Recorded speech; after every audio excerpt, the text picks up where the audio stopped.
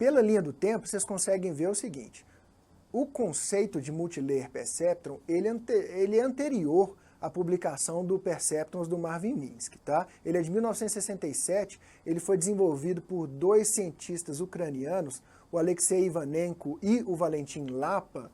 Eles realmente não houve essa troca de informação para que esse conceito do Multilayer Perceptron pudesse salvar o Perceptron do seu destino final, né, da sua falta de credibilidade. Realmente, o Multilayer Perceptron é um conceito muito elegante que vai ajudar o Perceptron a lidar com problemas mais sofisticados. Por que ele melhora a performance do Perceptron? Vocês se lembram que o Perceptron ele é um algoritmo que pega entradas, dá pesos àquelas entradas de acordo com a relevância ou não daquelas entradas, faz uma soma, faz um processamento dessas entradas e aí você tem ativação ou não. Qual que é o conceito do Multilayer Perceptron? Ao invés de você ter um neurônio lidando com todas as entradas, o que você vai ter, na verdade, é um neurônio na primeira camada lidando com cada feature que você colocar nas entradas do modelo. A partir disso, você vai ter um processamento muito melhor de cada entrada. Além disso, além de você dedicar um neurônio para cada entrada da sua rede, você vai acrescentar uma camada que a gente chama de camada oculta. Essa camada oculta faz um processamento ainda mais fino de cada neurônio que havia dentro da rede anterior. A gente não tem uma conexão entre os neurônios de cada camada, mas todos os neurônios na camada 1 são conectados na camada oculta, e aí você tem um processamento muito melhor, você consegue melhorar a performance do seu algoritmo naquele processamento de informação e melhorar no resultado daquele problema. Então, na verdade, o Multilayer Perceptron é a, vamos dizer, evolução natural do Perceptron, mas é um conceito muito elegante, que a gente consegue melhorar a performance do Perceptron e aí a gente consegue desenvolver respostas a outros problemas que o Perceptron sozinho não conseguiria. O Multilayer Perceptron ele também recebe um nome de Feed Forward Neural Network.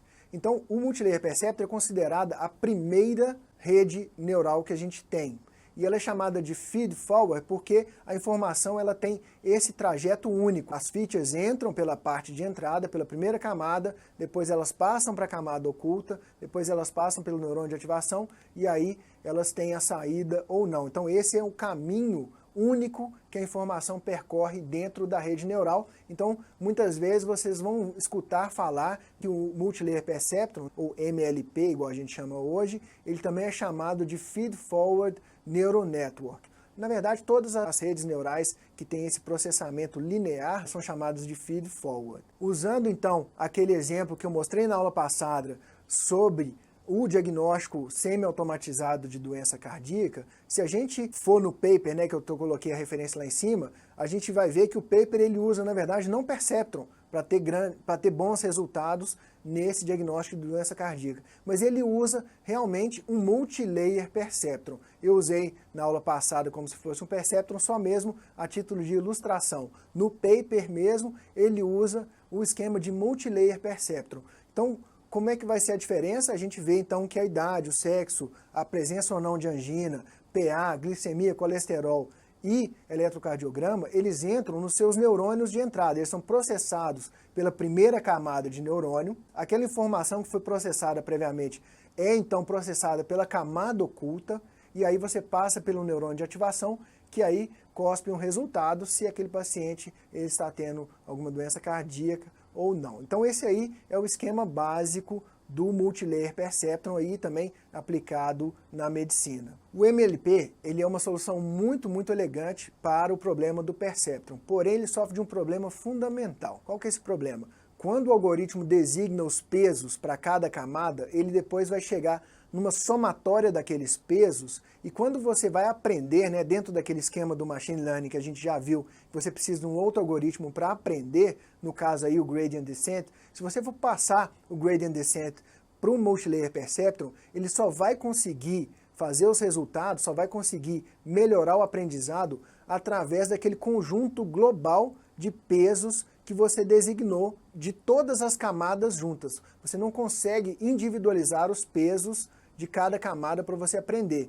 E aí você tem um grande problema. Isso limita muito a sua chance de aprendizado, a sua forma de aprendizado dentro de um esquema de gradient descent. Então esse é o problema fundamental, o problema de você só conseguir aprender no MLP com a somatória final dos pesos que você já processou previamente. E esse foi um grande problema do MLP até o desenvolvimento do algoritmo que a gente chama de backpropagation, que é um dos grandes divisores de água, tanto para as redes neurais, quanto para a história da inteligência artificial como um todo.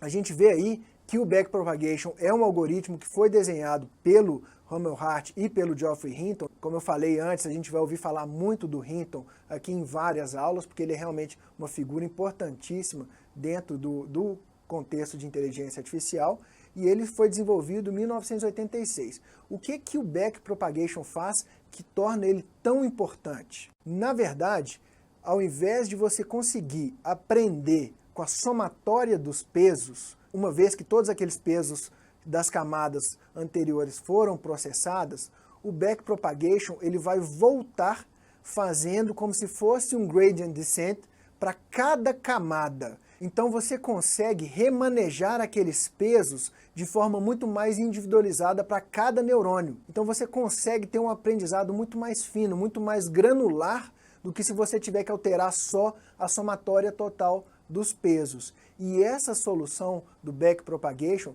foi ela que transformou o Multilayer Perceptron, as redes neurais, numa grande potência dentro da inteligência artificial, e foi ela que melhorou a performance desse algoritmo para poder chegar no que nós estamos chegando até hoje. Então, o algoritmo de backpropagation, o que ele faz em linhas práticas? Ele torna possível você fazer o gradient descent para cada camada dentro da rede neural.